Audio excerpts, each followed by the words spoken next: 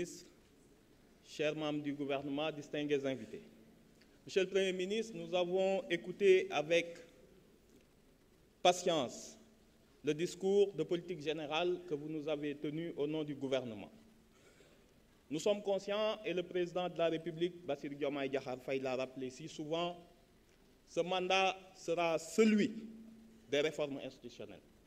Le marqueur de ce mandat sera celui des réformes institutionnelles.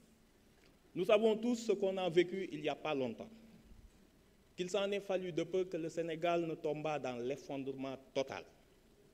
Certains ici, dans l'hémicycle comme dans le public, emportent même les stigmates de la répression dans leur chair. Nous avons vu, du haut du désir et de la volonté d'un homme, toutes les institutions de cette République, tous les pouvoirs vassalisés, mis au banc, mis au pas, et qui n'obéissaient plus à l'ordre républicain, mais à un ordre politique sous-jacent. Pour sortir de ce traumatisme qu'on a tous vécu, il est important de rappeler que la volonté du président de réorganiser l'exécutif pour donner plus de pouvoir au Premier ministre est un acte salutaire dont nous attendons les premières orientations. Nous, ici à l'Assemblée nationale, pour mieux accomplir notre rôle, nous le savons, qui sera essentiel, notamment depuis la suppression du HCCT et du 16, qu'on devra aussi représenter les collectivités territoriales dans nos commissions, que l'Assemblée nationale n'est ni constitutionnellement armée, ni dans le règlement intérieur pour être un pouvoir indépendant.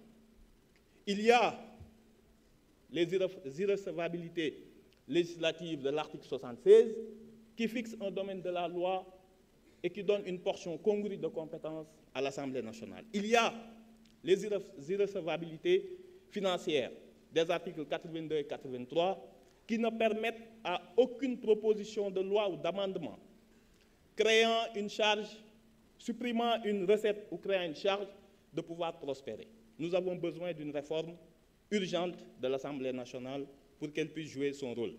Nous savons aussi que vous avez initié la réflexion autour de la création d'une Cour constitutionnelle. Nous l'attendons avec impatience. Il y a trop de zones grises dans notre Constitution, qui fait que l'actuel Conseil constitutionnel ne peut remplir son rôle de façon efficiente, déclarant un peu trop souvent son incompétence. Nous pensons que ces zones grises doivent être adressées. Nous savons qu'il y a le projet aussi. Vous avez parlé tout à l'heure de la Cour des comptes, mais d'une haute autorité qui est chargée en amont des finances publiques, qui puisse donner à l'Assemblée nationale, avant les débats d'orientation budgétaire, un avis sur les projections de recettes et de dépenses et les hypothèses macroéconomiques. Ça nous permettrait, lors des débats d'orientation budgétaire, de pouvoir challenger les hypothèses du gouvernement.